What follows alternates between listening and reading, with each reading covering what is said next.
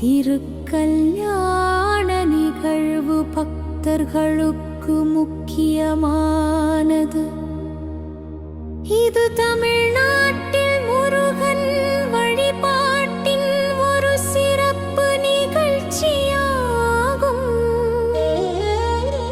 கோவில் தகவல் குழந்தை வேலாயுத சுவாமி பழனி முருகனை போன்று குழந்தை வடிவில்